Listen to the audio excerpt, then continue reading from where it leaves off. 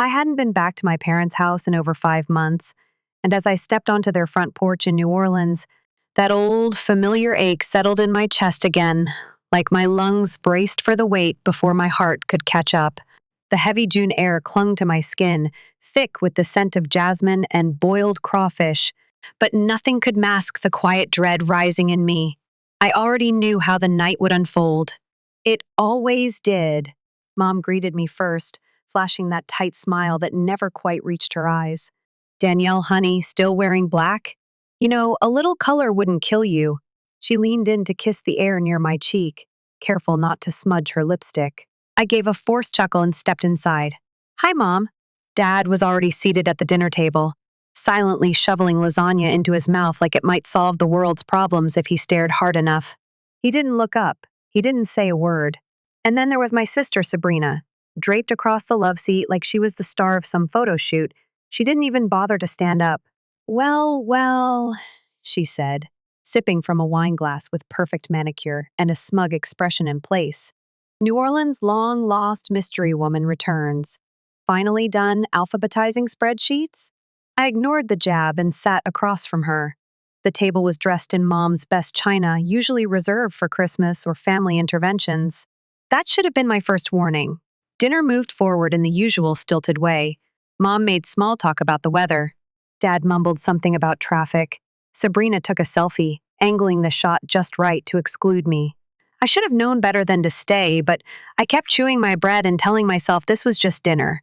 Then Sabrina stood. I have something to share, she announced, lifting her wine glass. My 33rd birthday is coming up, and it's going to be epic, like Kardashian-level iconic. I didn't flinch yet. I found this amazing rooftop in the warehouse district. The rooftop features a champagne wall, drone footage, and a horse-drawn carriage. Think Paris, but with better lighting. She paused for dramatic effect. Total cost?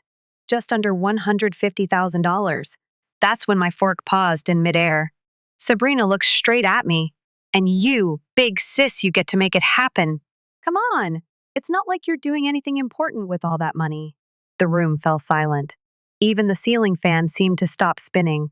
I looked toward Mom, waiting for her to shut this down, to say something.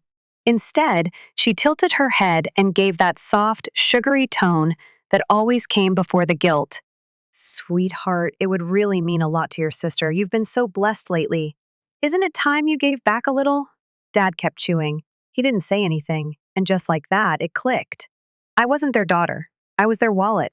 I wasn't loved. I met expectations. I was expected to be dependable and reliable. He is the one who ensures payment. Always. My breath caught somewhere between fury and heartbreak. I put down my napkin and quietly excused myself from the table before I said something I couldn't take back. Deep down, I already knew this wasn't just about a birthday. It was about everything they believed I owed them. Back at my place, I sat at the kitchen island, fingers wrapped around a glass of wine, trying to wash the bitterness from my mouth. I replayed the dinner in my head, over and over again, searching for a moment, any moment, when someone might have stood up for me. They never did. My phone buzzed beside me. It was Naomi, my operations manager, and the only person in my life who could spot emotional sabotage like a heat-seeking missile. Check Sabrina's Instagram story, her text read. My stomach sank before I even opened the app. There it was, a video reel. One half of the screen showed Sabrina sipping champagne in a velvet robe, her event planner grinning beside her. What did the other half of the screen show? The footage shows my car, which is 10 years old, with its paint fading and its windows down, as it pulls into my driveway. The caption read, "When your rich sister lives like she's in witness protection." The comments poured in. At least she's not pretending to be something she's not. That house screams therapy. LMAO. She drives that? I didn't blink. I didn't cry. I just stared. My jaw clenched so tightly, I thought my molars would crack.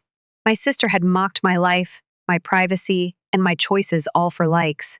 Did my family witness the incident? They watched her do it. Some probably even laughed along. She thought this was about a party. She had no idea what she just ignited. For 2 days, I didn't return calls or texts. I didn't receive any calls or texts from Mom, Sabrina, or anyone else who sat at that dinner table and allowed her to speak to me in such a manner.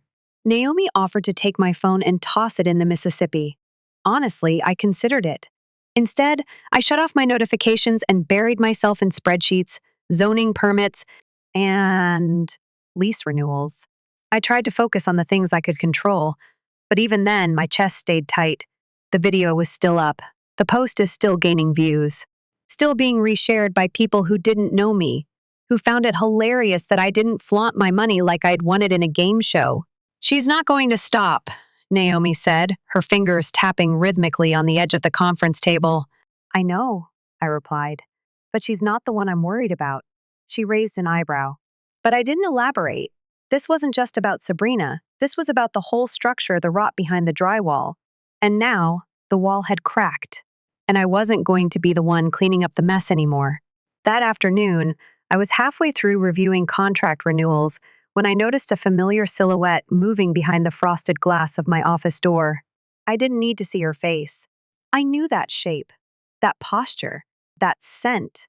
My mother didn't schedule appointments. Instead, she arrived with a welcoming demeanor and high expectations. I thought I'd drop by, she said, stepping inside with her signature container of banana bread and that soft smile that always seemed to ask more than it offered. Still no receptionist?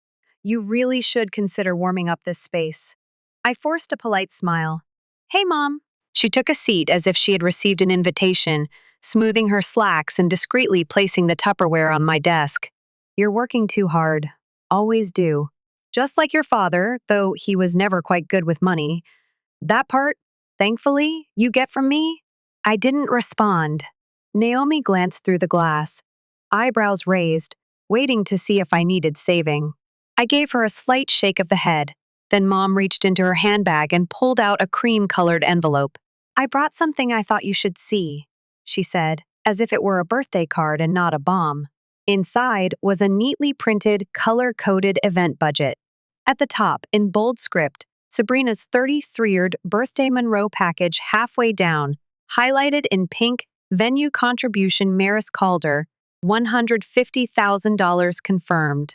My throat went dry. Confirmed? I asked, my voice sharper than I meant it to be. Who confirmed this? She didn't flinch. Sweetheart, let's not make this harder than it needs to be. You know Sabrina doesn't have that kind of money, and your father and I, well, we're on a fixed income now. I stared at her. She once told me that I was her greatest blessing. Who made banana bread when I was sick? He no longer regarded me as a daughter, but rather as a source of funding. She humiliated me online, I said. She was being playful, Mom replied. She mocked my entire life. She's going through a phase. I leaned back in my chair. You're asking me to finance the person who just dragged me for sport. I'm not asking, she said, cool and calm. This is what's expected. You've always been the responsible one. There it was again. Expected, not requested, not discussed, just assumed. I picked up the Tupperware and handed it back to her across the desk. Thanks for the bread, I said flatly. She looked genuinely wounded, like I'd just tossed it in the trash. Don't be like this, Maris. You're making it so dramatic. I looked her in the eye. I think you've confused dramatic with done. She stood up, gathering her things like she'd just closed a business deal. Let me know if you want me to send over the planner's info. You'll love her. Very boutique. She vanished abruptly. The scent of her perfume lingered, but it smelled more like manipulation than motherly love. I didn't scream. I didn't cry. I walked over to the window and stared out at the street, the city moving quietly beneath me. They didn't even ask. They just assumed. They always assume. This time is not the right moment. The sun was already fading by the time I wandered into my kitchen. The banana bread sat untouched on the counter, sealed in cellophane like a silent dare. I didn't unwrap it. I didn't even move it. I just stared at it like it was an artifact from another life. That recipe used to mean something. Back when I was 10 years old, I found myself wrapped in hospital sheets, with tubes in my arms and monitors blinking beside me. Mom slept beside me every night on one of those stiff hospital chairs, wrapped in her coat. I thought it was love. You saved me from myself, she whispered one night, running her fingers through my hair. You're the reason I stayed. I was too young to understand what she meant. I was too young to comprehend that her love came with financial burdens. The next night, I overheard her on the phone with Dad, furious that he hadn't brought the right insurance papers. We gave up everything for her, she snapped. I quit my job, Martin. You're working tirelessly. I don't care what it takes, we're not leaving her in some god-awful facility. The next morning, she smiled at me like nothing had happened. She handed me a slice of banana bread and kissed my forehead. Just promise you'll never forget what we gave up for you, okay? Back then, I thought it was devotion. Now I know it was a transaction.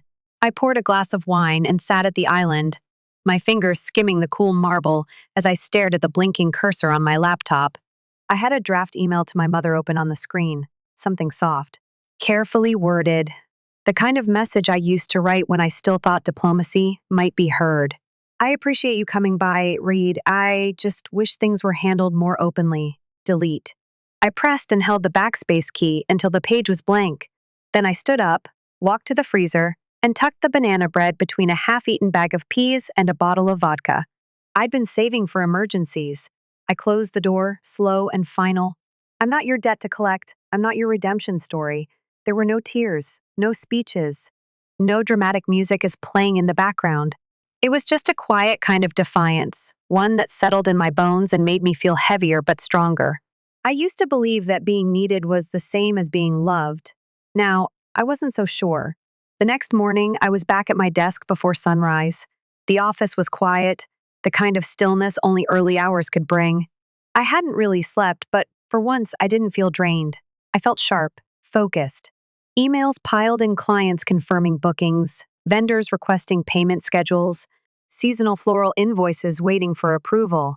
It was all routine, predictable. And yet, beneath the surface of that ordinary day, something had shifted in me. Then Ina walked in, holding a manila envelope like it might bite her. "Courier dropped this off 10 minutes ago," she said, her voice steady, but her eyes gave her away. "From Saren's fiance's assistant, labeled urgent, but it's addressed to you." The elegant serif font printed my name beneath the embossed words, Monroe Events Group.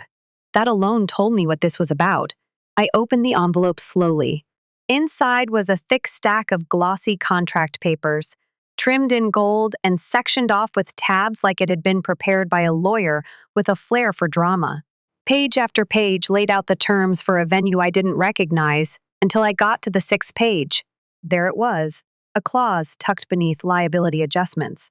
In fine print, it read, "In the event the primary booking party fails to remit payment in full within 30 business days, the listed family contact assumes responsibility for all unpaid balances, fees, and penalties, including legal and collection costs." Family contact, Maris Calder's signature. I stared at it. My name, my role, my liability. Someone wrote this down without my knowledge or consent. She didn't even ask. She just expected. Again, I let out a dry laugh. She truly believed that I wouldn't pay attention to the details, I whispered. Ina crossed her arms. "She thought guilt would sign it for you." I placed the packet gently on my desk, careful not to crumple it. This was not out of respect for it, but because I was preparing to file it away. "Want me to shred it?" Ina asked. "No," I said. Let her wonder. I opened a new email and addressed it to the Monroe Events Group assistant. No greeting, no warmth. Subject: Contract request body. We do not process documents submitted through emotional channels. All future communications must be routed through our legal department. Unsolicited contracts will not be acknowledged. M. Calder, I hit send.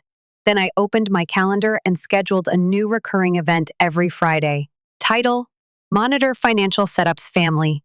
I stared at the screen for a long moment. My hands didn't shake. My breath didn't catch. That was the last time they'd catch me off guard. This wasn't heartbreak anymore. This was business. And I don't lose at business. Saturday mornings at Somerset used to be peaceful. I'd walk through the marble foyer with my clipboard, checking linens, lighting, and floral deliveries, the quiet conductor of a perfectly timed orchestra.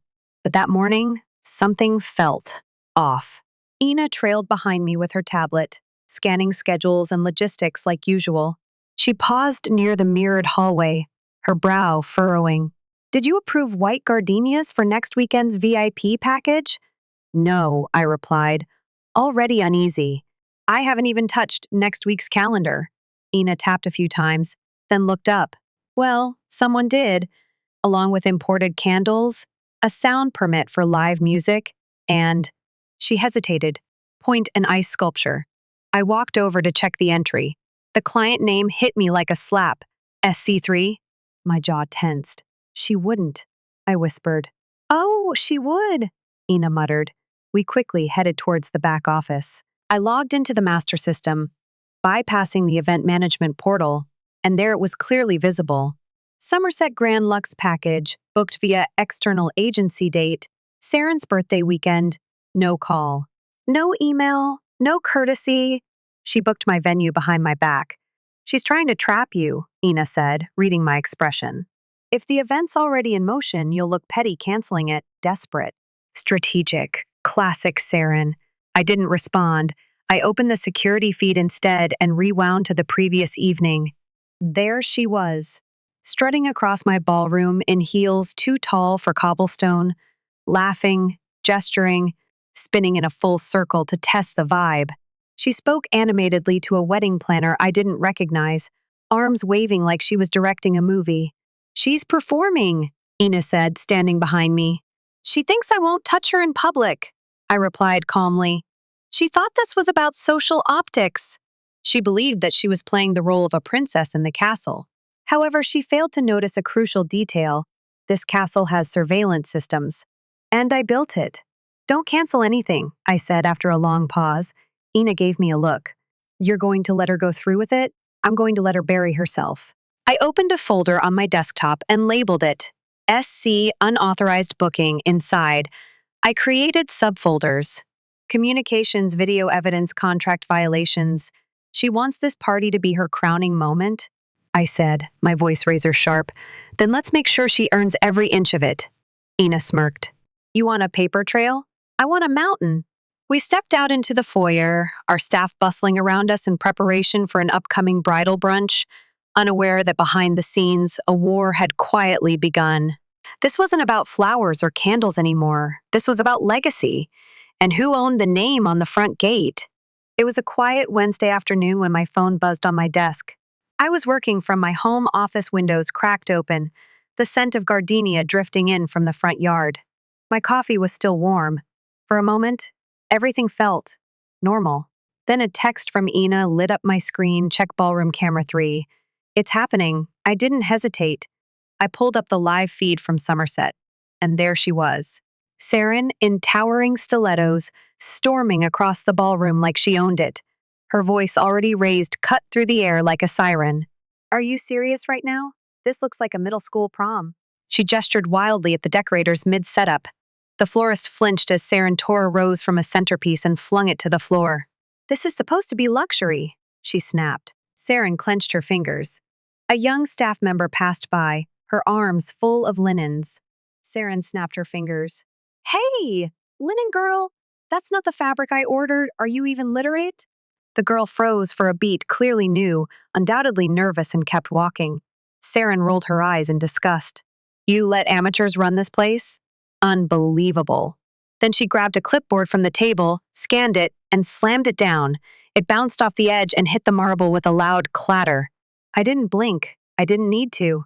Just then, Ina walked into the frame. Her posture, perfect. Her voice, crisp.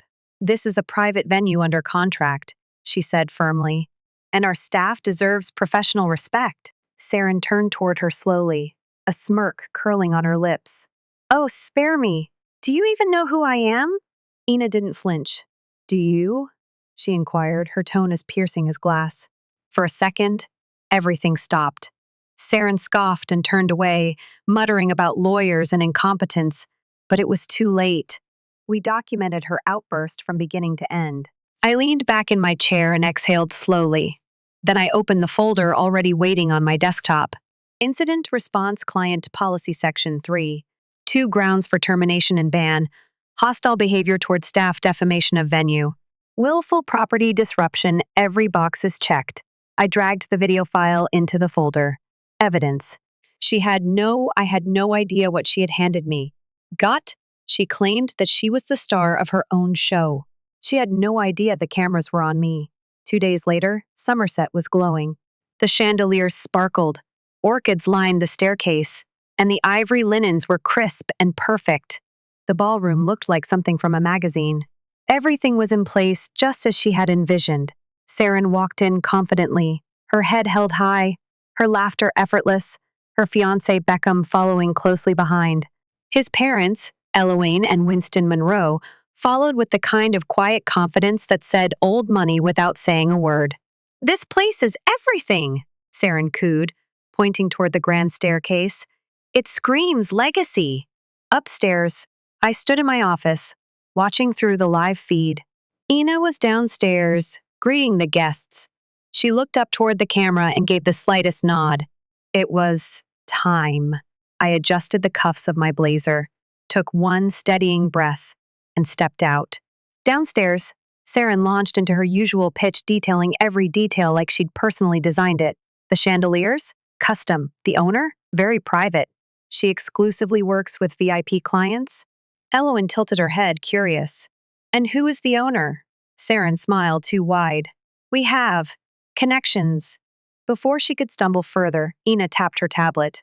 The background music faded. Silence settled over the room, and I began my descent down the marble staircase. Every heel click echoed. Every eye turned. I met Saren's gaze halfway down, gave her the faintest smile, then kept walking until I reached the bottom. "Welcome to Somerset," I said, extending my hand toward Eloane. "I'm Maris Calder, owner and creative director of this estate." A hush fell over the room. Eloane blinked.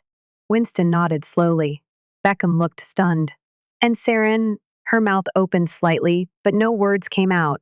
"You own this?" She finally choked. "But you live in that tiny house." I turned to her calmly. "A smart businesswoman doesn't wear her assets. She builds them, quietly, brick by brick." Eloane's eyes sparkled. How refreshing. I was beginning to think no one believed in discretion anymore. Winston chimed in. "Impressive, Miss Calder. Very impressive." As Ina led them toward the East Terrace for cocktails, Saren lingered behind, fists clenched, eyes wide, breathing shallow. I didn't gloat. I didn't smirk. I didn't even look back. I was no longer in need of their approval. I was already standing in my own light. That night, I returned home to a house filled with silence, but it wasn't hollow. I earned it. I poured a glass of wine and stared out at the street, the city humming gently outside my window. My phone buzzed. A single text from my father, "Can we talk?" I paused. Then I called. "Hi, Princess," he answered. I said nothing. He cleared his throat. "Look, I just think. Maybe don't push things further. It's still her birthday week." That was it. That was all he had to say. Not, "I'm proud of you." No, you handled that with grace. Just don't rock the boat. I laughed, quietly. "I stood right in front of you all," I said, "and you still didn't see me." He sighed. "It's not like that." "It is exactly like that," I replied. "And I'm done." "You don't mean that." "I do." Then I hung up. I placed my phone in the drawer beside the sink and closed it gently. I stood in the dark kitchen, letting the quiet fill every corner, and I breathed. I didn't lose my family that week. I simply stopped asking them to show up. 2 weeks passed. No apologies. No headlines. There have been no attempts at redemption. Just quiet. The kind that settles. Then, one day, an email arrived. Subject line, "I'm sorry," from Martin Calder. It was short. There was only one line. "You were right. I should have stood up. I'm sorry. Dad, no excuses. No justifications. This is simply the truth." I read it 5 times. Then I deleted it. And I smiled when I did. Somerset didn't slow down. If anything, we soared. Weddings, fundraisers. We receive event requests from planners across the country. Even Eloane Monroe's niece booked with us. She made the booking directly with me. That same day, I saw Saren's name on a blog headline speculation. Whispers. An influencer's brand collapsing under the weight of something she'd built on borrowed time. I didn't read the article. I didn't need to. That night, I sat on my porch, sipping wine as the sun dipped low. The street was quiet, the breeze warm. I thought about all the years I gave everything away to feel worthy. Then I raised my glass and whispered to no one. I was never invisible. They just refused to see me. And now, I no longer require the attention of anyone other than myself. That's peace. That's power. That's the ending I gave myself.